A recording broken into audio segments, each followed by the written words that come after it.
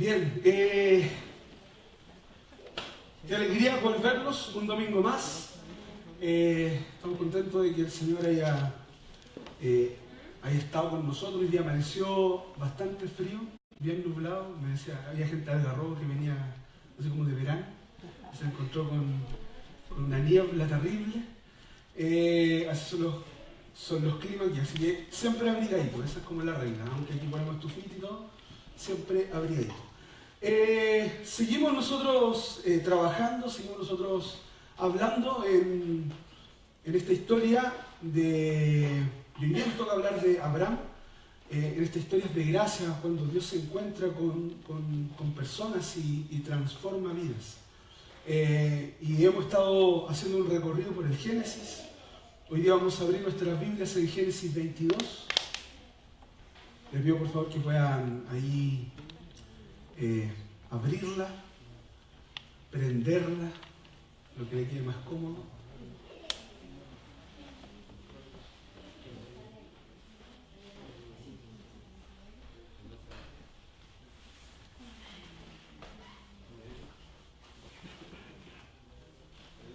Génesis 22. Y vamos a leer desde el verso 1 hasta el verso número 19. Es larguito. Así que, ya me manché. Fue un error de... Estamos en vivo, vamos a cortar esa parte.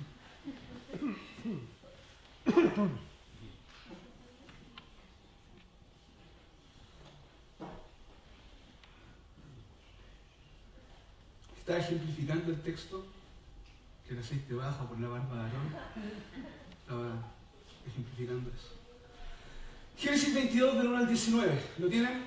Dice así: pasado cierto tiempo, Dios puso a prueba a Abraham y le dijo: Abraham, aquí estoy, respondió. Dios le ordenó: toma a tu hijo, el único que tienes y al que tanto amas, y ve a la región de Moriah. Una vez allí, ofrécelo como holocausto en el monte que yo te indicaré. Abraham se levantó de madrugada y ensilló su asno. También cortó leña para el holocausto y junto con dos de sus criados y su hijo Isaac, se encaminó hacia el lugar que Dios le había indicado. Al tercer día, Abraham alzó los ojos y a lo lejos vio el lugar. Entonces le dijo a sus criados: quédense aquí con el asno. El muchacho y yo seguiremos adelante para adorar a Dios, y luego regresaremos junto a ustedes. Abraham tomó la leña del holocausto y la puso sobre Isaac, su hijo. Él, por su parte, cargó con el fuego y el cuchillo, y los dos siguieron caminando juntos.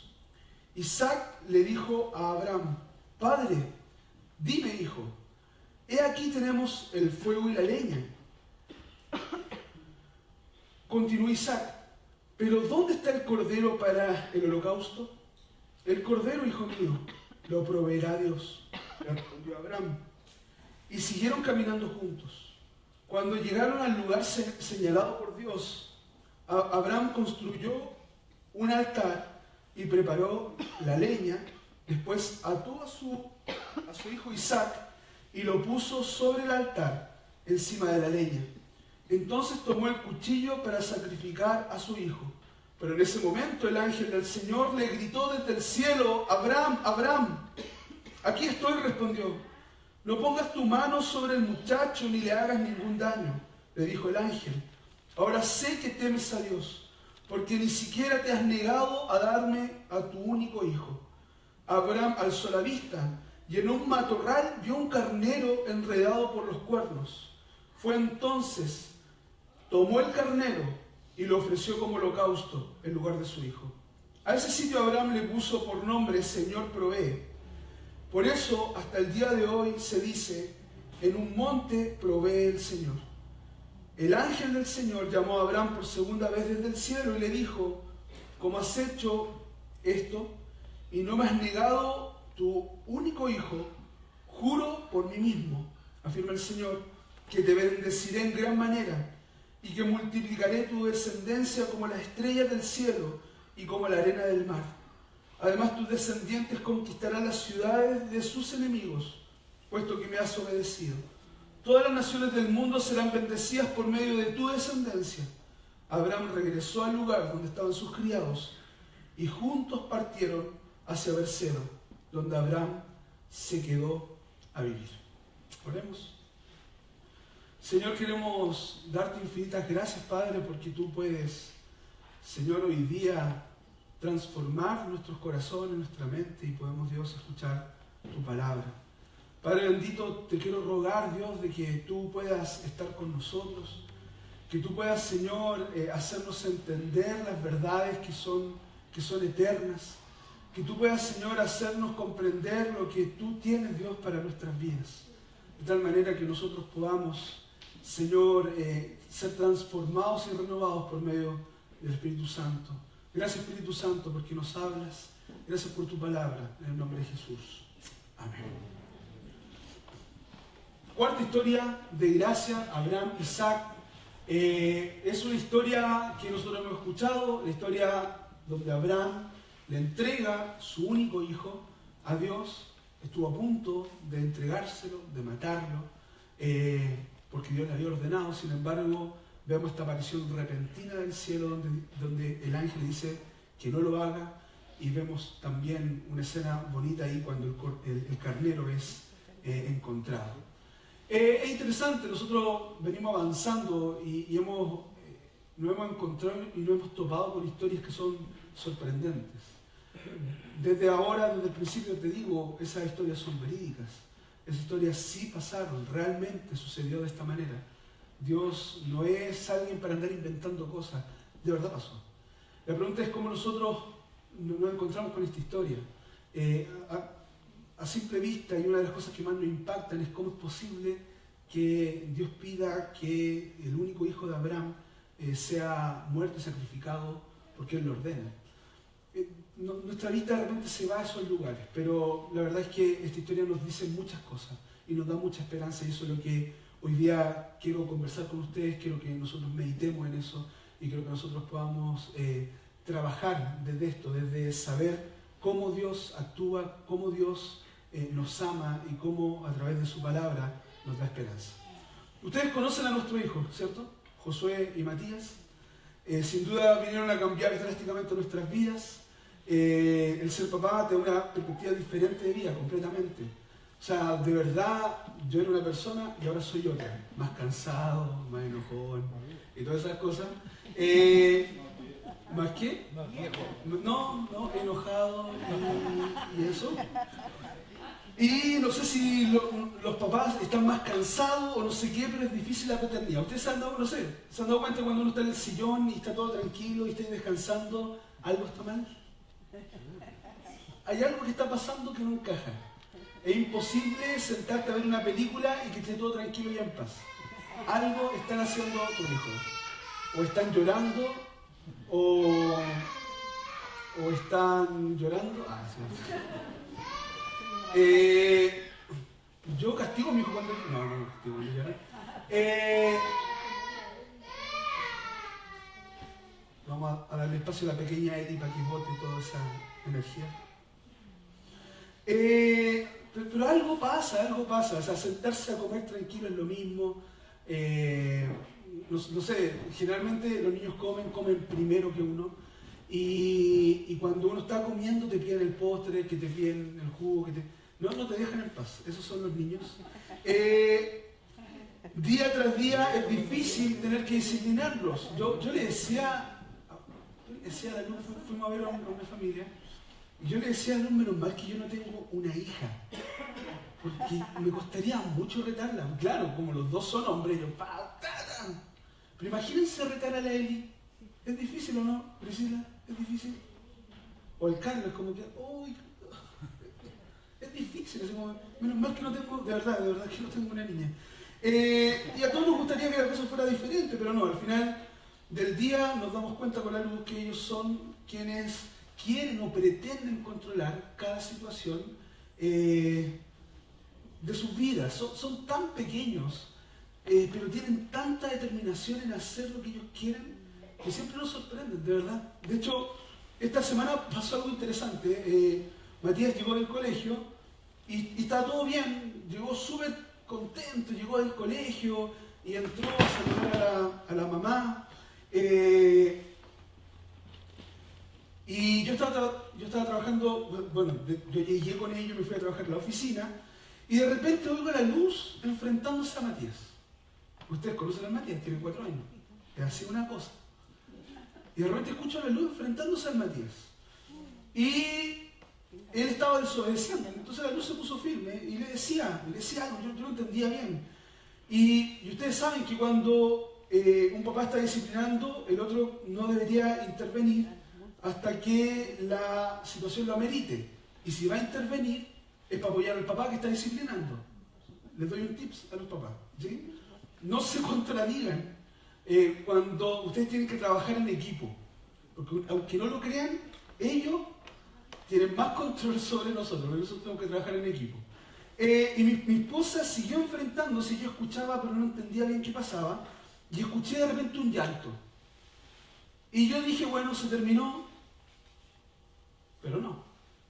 Seguía enfrentándose a Matías. Y de repente escuché otro llanto, y yo dije, ya, acá está, se terminó.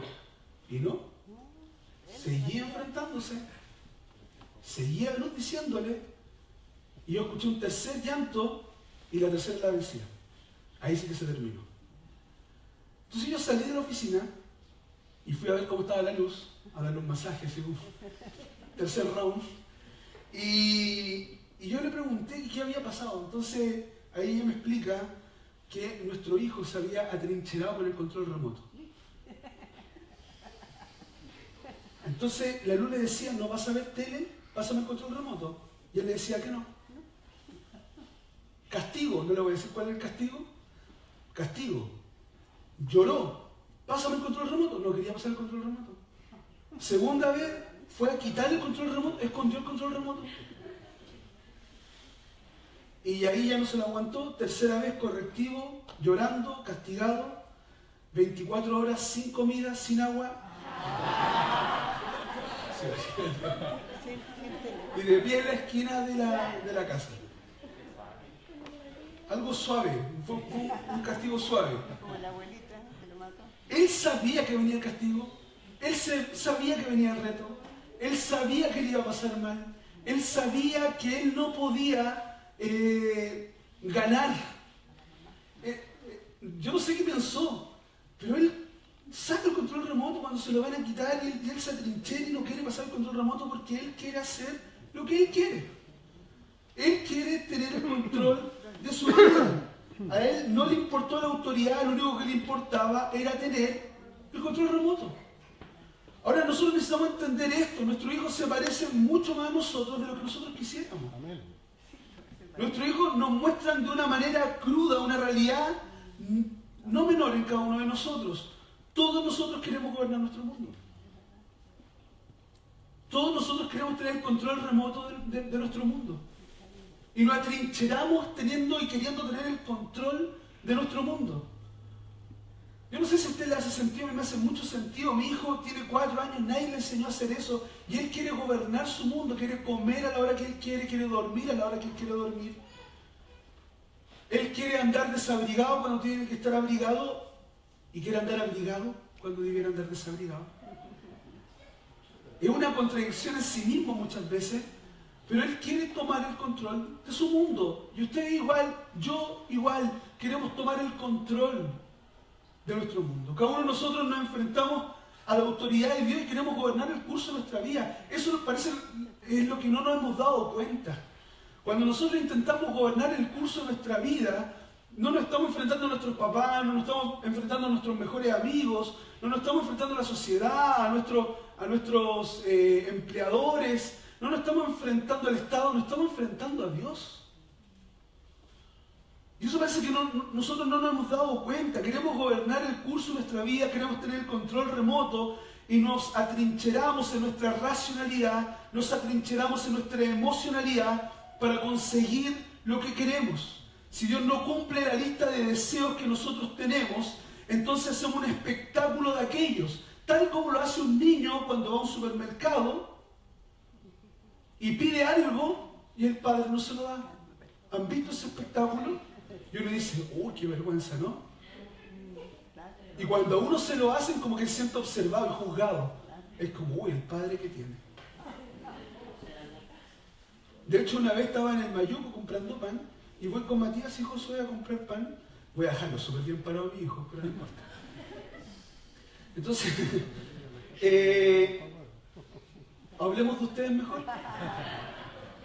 Una vez el Miguel, íbamos con los dos, entonces yo creo que conté esta historia alguna vez. Entonces fuimos a sacar pan y mi hijo que quería sacar un pan y comérselo. Y yo le dije, no, vamos a ponerlo en la bolsa y después te doy el pan. Y vamos sacando y él empezó a hacer el espectáculo, que era el pan, que era el pan, que era el pan. Y yo, no vas a tener el pan. Yo tranquilo, calmado, hay que tener el control de la situación. No vas a tener el pan, yo voy a echar el pan a la bolsa y en la casa vas a comer pan. No, yo quiero pan, yo quiero pan. Y una señora dijo, ay, den un pan. Y agarró el pan y se lo fue a dar. Y yo le dije, señor, ¿usted se lo va a pagar? Ah, no sé. Y yo quedé mirando a la señora y le dije, no, mi hijo no me tiene que obedecer a mí. Fue mal momento que hizo eso la señora, porque estaba con su hija. Y su hija le dijo, ¡ay, tú siempre haces lo mismo! Y empezó una pelea de la hija con la mamá. Tú siempre haces lo mismo, me desautorizáis y vas a tener un problema grave. Y yo las quedé mirando, saqué el pan ese y me fui. De ahí quedó el problema y la señora ahí discutían. Porque apareció la señora, no era la primera vez que hacía eso, lo hacía también con la hija, con su nieta, y los papás tenían conflictos por eso.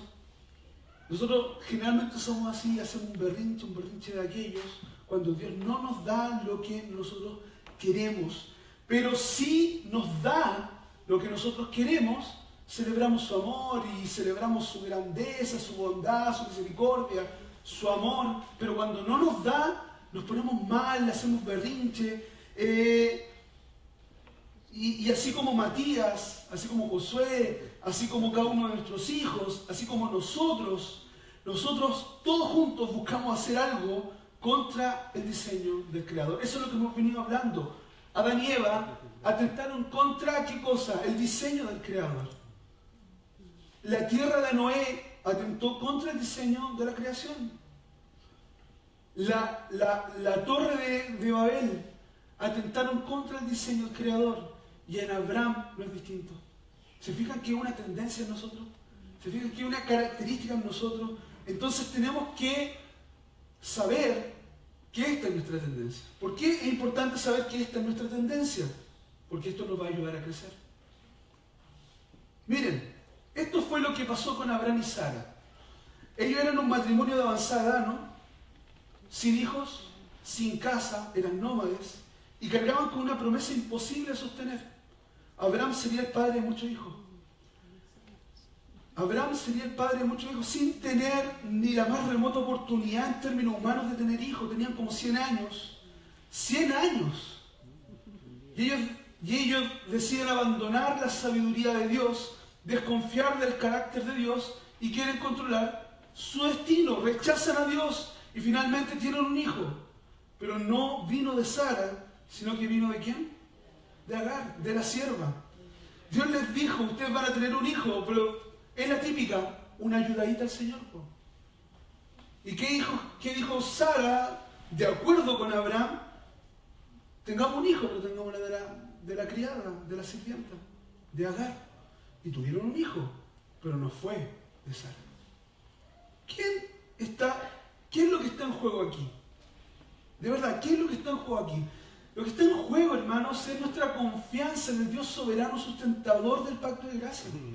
Eso es lo que está en juego. Abraham dudó del carácter de Dios y enfocó en sus fuerzas el querer ayudar al Creador, se enfocó en la imposibilidad de tener un hijo a su edad y tercamente se mostró confundido en las promesas de Dios. Y no es eso lo que nos pasa a nosotros. Pero esto se vuelve más interesante. ¿Por qué? Porque recordemos que Dios ya había llamado a Abraham a algo incierto. ¿A qué Dios llamó a Abraham? A dejar su tierra, su parentela. No era la primera vez que Dios lo había desafiado a ser obediente en medio de una imposibilidad. Así lo relata Génesis 12:1. Pero Jehová había dicho a Abraham, vete de tu tierra y de tu parentela y de la casa de tu padre. Eso fue lo que pasó con Abraham en el principio. Nosotros tenemos 3 escenas. Abraham yéndose de su tierra, Abraham con Sara teniendo un hijo con Agar y después teniendo un hijo con Sara, y el tercer momento en el que nos encontramos nosotros ahora, Abraham yendo a sacrificar a su hijo. Entonces recordemos una cosa, en la segunda escena Abraham decide desobedecer y tomar el control de su vida. En la primera escena Abraham decide confiar en el carácter del Señor. Y recordemos una cosa, cuando Dios le dice ándate, no le dice a qué lugar, le dice que se fuera y que confiara en su carácter, que confiara en Dios porque Dios le iba a mostrar. Y Abraham, ¿qué hace? Toma sus cositas y se va. ¿Dónde? No tenía idea, pero obedeció. Primer acto de Abraham, obedece. Segundo acto de Abraham, desobedece, desconfía. Cuando Abraham estaba viviendo en esa tierra llamada Aram, Dios le invita a hacer una ruptura que sin duda iba a ser dolorosa. Le pide que salga, que corte, que quiebre, que le dé la espalda a esa estructura a la cual formaba parte, y Abraham obedece. Y acá hay algo bien interesante que quiero colocar. Nosotros no podemos desconectar la obediencia de lo posible e imposible. Fíjense una cosa, nosotros obedecemos cuando parece posible, pero desobedecemos cuando parece imposible. Dios conoce nuestros corazones y nuestra inclinación y nos pone en esta encrucijada para que reaccionemos a una cosa: el carácter inmutable de Dios. El carácter inmutable de Dios, y es hora, y la invitación es a que nosotros podamos empezar a confiar en el carácter inmutable de Dios. Tú no puedes basar tus convicciones, tu fe en una persona. Tú no puedes basar tu vida en posiciones, porque un día esas cosas van a desaparecer. Nosotros tenemos que sustentar nuestra vida, estoy hablando de cristianos. Tenemos que sustentar nuestra vida en el carácter inmutable de Dios. Si no eres cristiano, si no sigues a Cristo, la invitación es esa. Porque no hemos dado que los castillos que nosotros construimos se desmoronan. Porque no hemos dado cuenta de que las cosas que nosotros queremos en la vida se desmoronan. El único castillo y la única roca firme para nuestra vida es el carácter de Dios. Dios prueba a las personas para revelar su verdadero carácter, y no importa lo que estés pasando hoy. No importa si fue un accidente, no importa si fue un diagnóstico de una enfermedad terrible, tal vez tú perdiste un ser querido, tal vez fuiste despedido, no te da la respuesta a lo que supuestamente te haría feliz. Dios prueba tu corazón, Dios prueba el corazón de las personas para revelar quién es el centro de nuestras vidas, para mostrarte quién es Dios. Y ese proceso suele ser doloroso, esos procesos suelen ser complicados, pero no te aflijas. Aquí estamos, el pueblo de Dios, no para solucionar tus problemas, más bien para poder acompañarte en el camino y para que juntos podamos aprender quién es el Rey. ¿Quién es el Rey de Gloria? Y seguramente te preguntas, ¿por qué esto tiene que ser lo mejor para mí?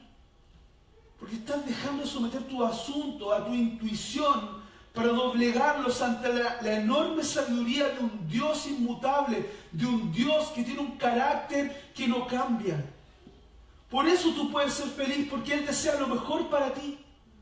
Y tu orgullo no es lo mejor para ti. Fíjense, tenemos problemas. ¿Qué hacemos? Nos encerramos en una burbuja. ¿Tú crees que esa es la solución? De ninguna manera. ¿Tú qué estás haciendo? Estás dejándote por tu intuición que no te vean débil, que no te vean vulnerable. Y creemos, y esa es una cuestión muy emocional, creemos que molestamos a la otra persona.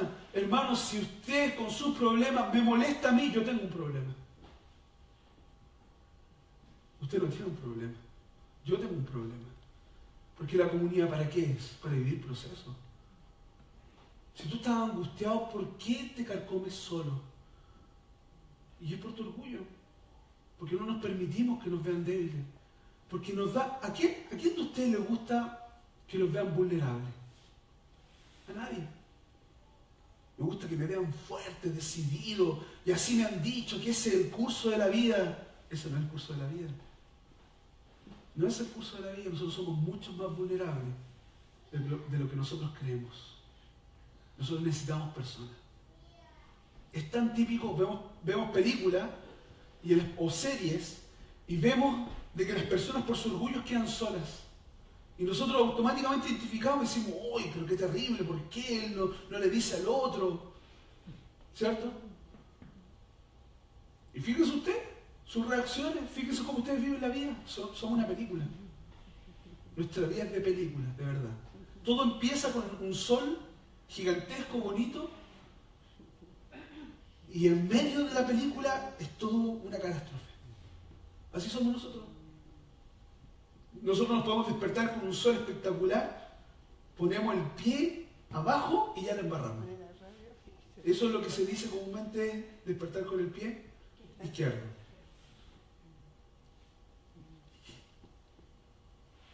Pero si todo sale bien, ¿con qué despertamos?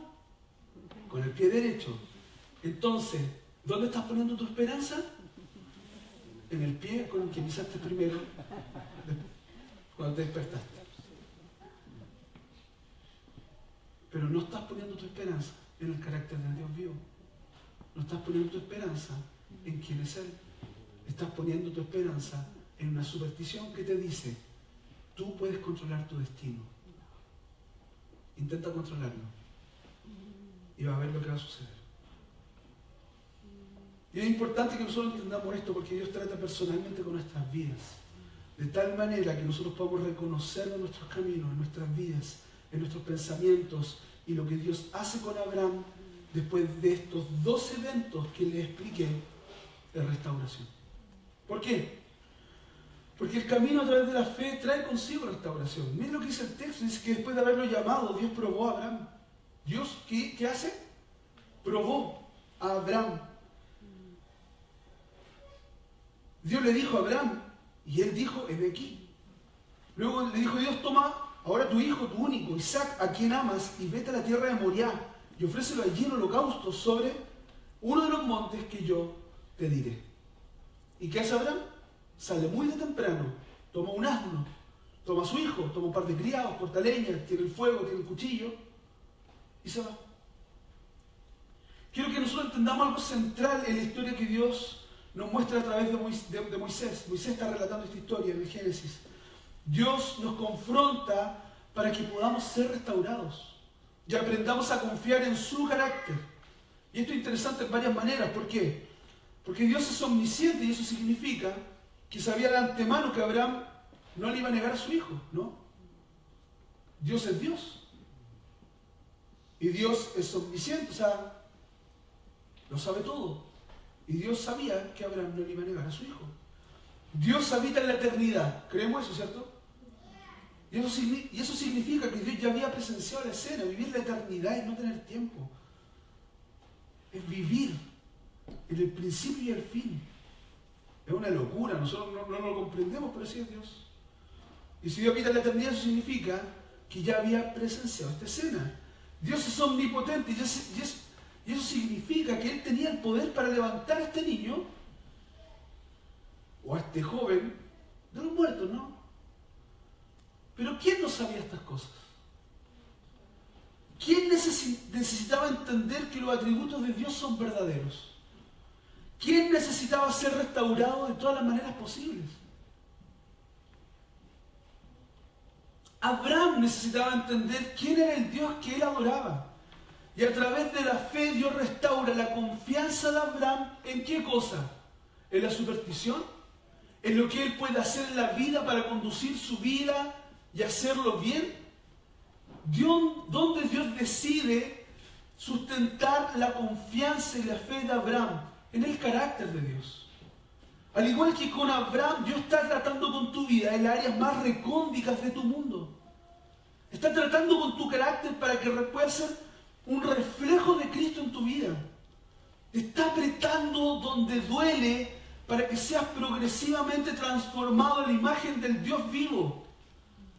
Él utiliza este mundo caído para hacerte cada vez más semejante a Cristo y para que tu respuesta frente a la incertidumbre puedan ser certezas en algo que es mayor. Tu Dios.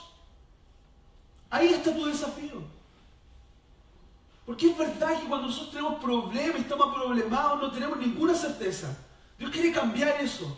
Para que puedas tener una certeza, Dios es tu pastor. Y si es tu pastor, tú no tienes necesidad de ninguna otra cosa. Porque en Él puedes ser lleno, porque en Él puedes completar tu gozo. Ahí está nuestro desafío. Y Dios nos pone en este camino para que sepamos quién es Él. Pero no solo eso, también el camino a través de la fe trae consigo obediencia. ¿Qué hace Abraham? Él dice que va, toma, va para allá. Cuando Dios le dice, sacrifica al hijo, ¿el qué hace? Toma al hijo y lo va a sacrificar. Es tanto así de que estaba ahí, listo para ser muerto. Y dice que un ángel desciende y en el original es muy verídico esto, es muy tremendo, porque fue como apresurado. No lo hagas porque Abraham ya iba a matar a su hijo. Abraham ya estaba confiando en el carácter del Señor. Él sabía que si Dios le dijo que él iba a ser padre de muchos, que iba a tener un hijo, Él no iba a permitir. Él no iba a permitir que ese hijo muriera. Eso es confiar en el carácter del Señor. En lo imposible. En lo imposible que tú creas es confiar en el carácter del Señor, es saber quién es Él. Abraham se confrontó con esto. Él sabía que Dios le había dicho que iba a tener un hijo. Cuando le dio el hijo, él sabía que ese era el hijo. ¿Y qué decidió hacer Abraham? Confiar en Él. El llamado de Abraham incluye un elemento que se transforma un principio en nuestras vidas. ¿Cuál es ese principio? Cuando el texto dice que Dios le dio la orden, Abraham armó sus maletas, se fue, partió. Y esto nos muestra que Abraham no solamente había entendido, sino que combinó dos cosas, fe con acción. Tomó a su hijo, a sus criados, salió temprano para cumplir lo que Dios le había mandado hacer. La posición de Abraham es diametralmente opuesta a lo último que le había ordenado Dios. En aquella ocasión él desobedeció, pero ahora él atiende al llamado de Dios y decide confiar en el carácter de Dios. Isaac le dijo a Abraham, Padre, dime, hijo mío, le responde Abraham, tenemos el fuego y la leña. Continúa Isaac, pero ¿dónde está el cordero para el holocausto? El cordero, hijo mío, lo proveerá Dios. Y respondió Abraham y siguieron caminando juntos. Ahí está la diferencia. Ahí está el gran ejemplo de Abraham que intenta hacernos pensar en nuestra praxis, en nuestra cotidianidad. Porque una cosa es decir que usted obedece y otra cosa es armar las maletas e ir. Una cosa es decir que estamos de acuerdo con Dios y otra cosa es que tomemos actitudes concretas que prueben que nosotros estamos diciendo y actuando con lo que creemos. Porque fe sin acción es religiosidad muerta. Y acción sin fe, activismo humano. Yo conozco mucha gente que va a la iglesia y dice yo creo. Y estoy plenamente de acuerdo con ustedes. Incluso yo les podría preguntar, ¿usted cree? Y todos dirían, sí, creemos. Pero no es cuestión de balancear la cabeza. No es cuestión de decir sí. Muchos intentan buscar la voluntad de Dios para sus vidas y nos quedamos atascados como si la vida fuera estática. Como si la voluntad de Dios no nos invitara a aceptar nuevos desafíos. Y ustedes me podrían decir en este momento, pero Dios a Abraham le habló clarito, directo. Escuchó su voz, así fue. Pero déjame decirte que si tú crees esto, este concepto tiene una problemática seria. Es verdad que Dios le habló clarito a Abraham. Es verdad que Dios cuando se reveló a Abraham y le dijo lo que tenía que hacer, Abraham lo entendió. Es verdad eso. La revelación de la voluntad de Dios para nuestra vida, también Dios la reveló de esta manera. Dios, ¿dónde reveló lo que Él quiere para nuestras vidas? ¿Dónde? En la Escritura. Por lo tanto, si quieres saber cuál es la voluntad de Dios para tu vida, enciérrate en tu dormitorio y empieza a leer y a extraer las verdades que Dios está estableciendo para tu crecimiento, para tus decisiones. Estar en la voluntad de Dios es vivir conforme a la Escritura. Efesios 5 con Colosenses 3 habla y suele usarse indistintamente llenura del Espíritu con llenura de la palabra. Muchas veces nosotros nos quedamos estáticos diciendo, pero es que Dios no me habla, ¿cuál es la voluntad de Dios para mi vida? Dios ya la estableció. Miren, pongamos un ejemplo. Voy a mi trabajo, ¿sí? Y voy tarde. Llego a mi trabajo y me preguntan, ¿por qué llegaste tarde? ¿Cuál es nuestra primera actitud? ¿O qué es lo primero que decimos? El taco. Y en la playa no hay taco. Y dicen, el taco. ¿Qué hacemos? Mentimos. Nos salvamos. O le echamos la culpa a otra persona. Pero nunca uno dice así como, o rara vez, como, no, me quedé dormido, fue como complicado. No, tratamos de salvarnos. A nosotros mismos. ¿Cuál tú crees que es la voluntad de Dios para tu vida? En esa situación. Decir la verdad. ¿Dónde nosotros vemos eso? En la Escritura. ¿Cierto? Entonces, es como que tú vas, ¿sí? Vas caminando, vas atrasado, y te preguntan, y como que uno dice, es que Dios puso en mi corazón, así como, nació. Como Dios puso en mi corazón que yo tenía que, como que buscamos una cuestión metafísica, no sé, como espiritual, como que buscamos otras cosas, y como que decimos, Dios puso en mi corazón que hiciera esto. Dios te está recordando qué cosa, su palabra. Dios te está recordando qué cosa, lo que Él estableció en las Escrituras para tu vida. Ese impulso que nosotros tenemos, el Espíritu Santo nos recordando de qué cosa, su palabra. No es otra cosa. Cuando uno, no sé, es violento con otro y uno le da como una cosa, como que uno quiere que, no sé, algo pasó, o la típica cuestión cuando todos se quedan callados, que un angelito pasó. ¿Lo creen, ven? Que un angelito pasó. Porque a nosotros nos gusta esa cuestión. Pero déjame decirte una cosa. El Espíritu Santo trabaja en tu vida, te hace darte cuenta de cosas. Pero ¿qué cosas? Lo que está revelado en su palabra. Por eso es tan importante la palabra del Señor. Por eso es tan importante que tú tengas comunión con Dios. ¿Cuál es la voluntad de Dios para tu vida? La Escritura lo reveló. Dios le habló clarito a Abraham, ¿cierto? Dios te habla clarito a ti hoy día. Cuando estás en el baño día domingo, o estás en tu cama día domingo, y algo no te deja tranquilo, así como tengo que ir a la iglesia, ¿qué Dios te está revelando? Que en 6 días ustedes tienen que hacer todo, y el séptimo es para quién. ¿Qué te está recordando? La Escritura. ¿No te está recordando otra cosa? El Espíritu Santo está recordándote lo que tú ves en la Escritura, lo que tú analizas en la Escritura. Por eso es tan importante la Escritura en nuestra vida. Y hermanos, desechar esta verdad produce en nosotros inseguridad, produce estancamiento, produce inseguridad. Yo he visto a personas muy angustiadas porque no saben si lo que están haciendo es la voluntad de Dios o no están haciendo la voluntad de Dios. Se enfrentan a una decisión y no saben si la decisión que van a tomar es la voluntad del Señor o no es la voluntad del Señor. Cuando, no sé, están en una relación, no saben si es la voluntad de Dios que está en la relación o no es la voluntad de Dios que está en la relación.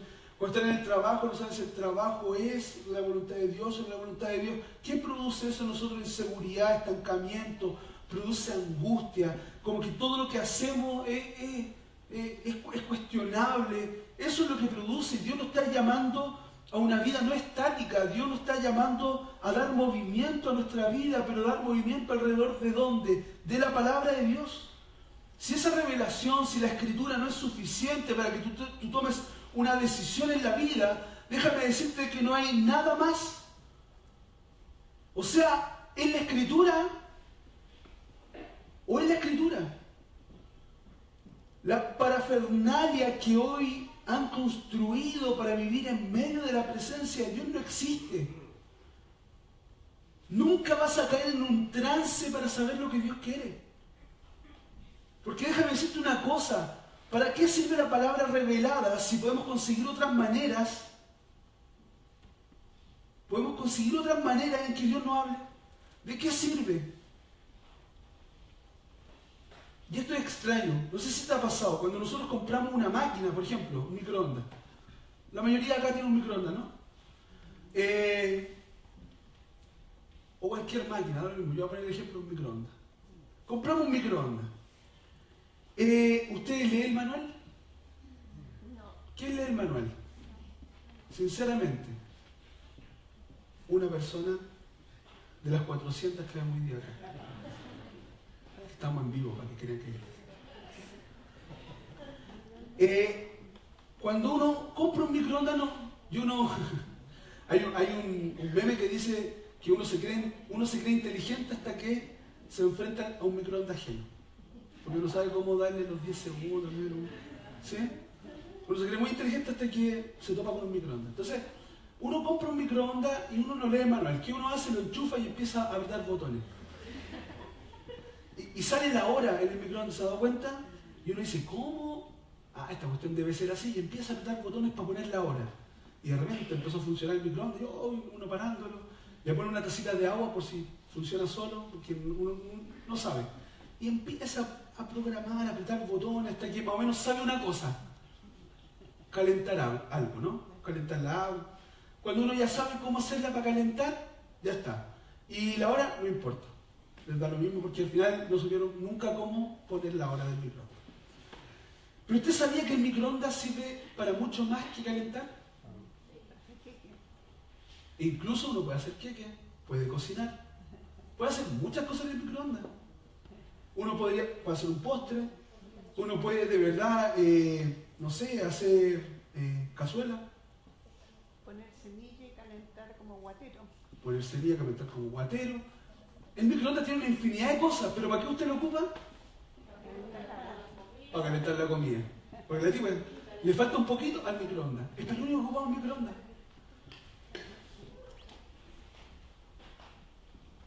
Entonces, no nos damos cuenta que el microondas sirve para muchas cosas más, no solamente para calentar. Entonces, ¿qué tenemos que hacer nosotros? Sacar el manual, mirar el manual, mirar para qué sirve el microondas, cuáles son sus funciones, que hay. Mira, tiene una cuestión para descongelar, no sabía. Porque cuando uno descongela, quema las cosas. ¿Sí? Pero tiene una función especial para descongelar. Mira, dice ahí carne, pollo, verdura, no sé qué más. Sirven para algo los programas. Y uno cuando lee el manual se da cuenta de que sirve para mucho más, ¿cierto? ¿Quieres que no decir? Leer la Biblia. ¿Usted no sabe para qué sirve? Lee la Biblia. Ese es tu manual. Y sácale provecho a la vida. Porque tú no sirves para una pura cosa. Sirve para muchas cosas. Pero ¿dónde vamos a encontrar para qué servimos? En nuestro manual. No hay nada mejor que cuando se echa a perder el microondas, ir al manual del fabricante. Porque por más que el marido diga que lo va a arreglar, no lo va a poder arreglar. Solo el fabricante va a arreglar lo que se echó a perder. ¿Dónde tenemos que ir? Donde el fabricante. Lee el manual y sácale provecho a tu vida. Ya lo hemos dicho en más de una ocasión, fe es el más importante componente de nuestra salvación, pero no puede ser el único, porque si no el Evangelio se puede tornar en algo esotérico, sin contenido. ¿Qué es ser cristiano? Es llevar mi fe a Cristo hasta las últimas consecuencias. Pero ¿cuándo nosotros vamos a hacerlo? Cuando estemos convencidos que Él es Dios. ¿Ustedes se han dado cuenta los guerreros que protegen a la reina o al rey hasta dar sus vidas? ¿Por qué lo hacen? Porque tienen convicción. ¿Pero tú estarías dispuesto a dar tu vida por el rey? Nosotros no conseguimos avanzar en un proyecto con Dios sin abandonar nuestros propios proyectos. Es imposible obedecer al llamado de Dios sin dejar el bagaje, las cosas que tenemos junto a nosotros. Dios llamó a Abraham a cortar. Dios llamó a Abraham a algo imposible. Dios te está llamando a cosas imposibles para ti, pero posibles para Dios. mejor tú dices, es imposible que mi carácter mejore. Mejora. Es imposible que mi cara mejore. Hermano, mejora. De verdad mejora. Es imposible que mi carácter, porque he escuchado muchas veces eso, no, yo mira, 50 años de esta manera, ¿cómo voy a cambiar ahora? Uno cambia. 50 años siendo rudo, uno puede ser amable. O pregúntale a esta iglesia. Cuando nosotros llegamos acá, ni se abrazaban. Y hoy día parecemos cariñositos. Todos abrazando así, hasta que cuesta que se sienten. Así que lea el manual. Lea el manual. Y no solo eso, y lo último, el camino a través de la fe trae consigo una gracia que refresca. Miren, a mí me fascina ver que este drama se desarrolla durante 3 días y 3 noches. Y a propósito, la palabra traducida muchacho en el verso 5 significa un joven de edad militar, o sea, de 18 a 30 años. O sea, Abraham no tenía ninguna posibilidad. No tenía ninguna posibilidad. Yo me imagino cuando mis hijos estén más grandes, yo no voy a tener posibilidad con ellos. Y esa es la verdad. En el versículo 8, la palabra para juntos significa unidos. Y se deriva de la raíz de ser uno solo. Entonces, Isaac no era un bebé, no era una guagua, no era un niño de 5 años. O sea, Isaac era un hombre de 18 a 30 años, seguramente mucho más fuerte que su papá. Porque incluso, ¿quién llevaba la leña del holocausto? Isaac. No la llevaba Abraham. Abraham, ¿qué llevaba? El cuchillo y el fuego. Era raro eso, ¿cómo llevaba el fuego? Él llevaba el fuego y un cuchillo. Abraham, ¿qué llevaba? Los palos. Y es más, cuando Isaac se sienta, o cuando está ahí en el sacrificio, él sabía ya que él era el sacrificio. Y él está ahí. ¿Ustedes creen que Abraham tenía alguna posibilidad si Isaac se rebelaba? Y decía no, y sale corriendo. ¿Ustedes creen que iba a poder alcanzar a Abraham, a Isaac? De ninguna manera. Abraham actuó como un Cristo. Y dice que levantándose el cuchillo sobre su hijo, el que había cortado con el pasado saliendo de su patria, Abraham, ahora va a cortar el futuro que se contiene en Isaac. Y aparentemente Isaac estaba ahí, vio el cuchillo y estuvo de acuerdo todo el tiempo con el plan. ¿Por qué? Porque esta es una sombra del pacto eterno. Abraham e Isaac estaban actuando dentro de una profecía en el cual el Padre daría más tarde a su único hijo como una ofrenda por los pecados. Y en el mismo lugar en el que estuvo Abraham, y de la misma manera que Abraham e Isaac, este padre e hijo, harían lo mismo de mutuo acuerdo, pero en este caso el acuerdo fue hecho antes de la fundación del mundo, por el cual el Cordero inocente de Dios moriría en nuestro lugar. Entonces tiene sentido cuando Abraham llamó al lugar Jehová Jireh, que quiere decir sobre el monte de Dios será provisto. Porque algunos podrían pensar que nuestra vida es una sucesión de situaciones al azar, o que la historia se repite de forma cíclica, pero la visión de la palabra de Dios nos dice que la historia se desarrolla teniendo como centro el plan redentivo de Dios. En medio de la prueba más dura que Abraham pudo tener, la gracia de Dios se reveló como una sombra de lo que Cristo voluntariamente iba a venir a hacer a la tierra. Abraham alzó la vista y en un matorral vio un carnero enredado por los cuernos, y fue entonces que él tomó el carnero y lo ofreció como holocausto en lugar de su hijo. Pero fíjense lo que hace Dios. Y él dice, Pablo dice en Filipenses, haya pues en vosotros esta actitud que también hubo en Cristo Jesús, el cual, aunque existía en forma de Dios, no consideró el ser igual a Dios como algo a que aferrarse, sino que se despojó a sí mismo tomando la forma de siervo, haciéndose semejante a los hombres, y hallándose en forma de hombre, se humilló a sí mismo, haciéndose obediente hasta la muerte, y hasta esa muerte de cruz. En el Gólgota, clavado en la cruz, Dios nos muestra su forma de que todo sea pagado, cancelado, consumado. su forma de que seamos justificados por Él, y es a través de Jesucristo que nosotros podemos tener esto.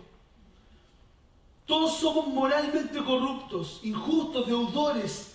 Jesús está cargando con toda esa culpa en la cruz, con toda nuestra vergüenza, con todo nuestro remordimiento, con todo nuestro dolor, con toda nuestra angustia, con todo el peso de nuestro pecado. Por eso el efecto de la cruz, más que nunca hoy, tiene que ser necesario. Porque lo que pasó con Abraham e Isaac es Cristo que lo hizo por ti. Isaac no murió. Él era inocente, no murió, pero Cristo sí murió. Ese padre entregó a su hijo, pero no vio a su hijo morir. Dios entregó a su hijo y lo vio morir por ti. Porque Jesús no solo pagó la deuda del pasado. Somos delante de Dios culpables de nuestro orgullo, de nuestra jactancia. Por eso necesitamos entender que la salvación no es solamente un evento del pasado, sino del presente, de nuestro presente, de nuestras impiedades. Y hoy día nosotros necesitamos entender que cuando Jesús clama en la cruz, consumado es, también está mirando hacia el presente. Por eso, la cruz no es un recordatorio, es una vivencia. La cruz no es algo que se celebra en fechas, es una vivencia. Abraham y Isaac pasaron la prueba. Ellos creyeron en el carácter de Dios. Y Dios le dice algo tremendo. Tú vas a ser el que bendiga esta nación. ¿Quién es el que bendice nuestra nación? Cristo. Y un texto poderosísimo que dice para que ante el nombre de nuestro Señor Jesucristo se doble toda rodilla de los que están en el cielo y en la tierra. Cristo resucitó para darnos a nosotros vida y esperanza. Cristo es un mejor sacrificio por cada uno de nosotros. Aprendamos a entender el carácter de Dios. Aprendamos a apreciar la cruz del Calvario. Aprendamos a vivir nuestra vida delante del Dios Creador y sustentemos nuestra vida en su carácter. No hay nada mejor que te pueda pasar. No hay nada mejor que te pueda pasar. Pongámonos en pie y alabemos a nuestro Señor.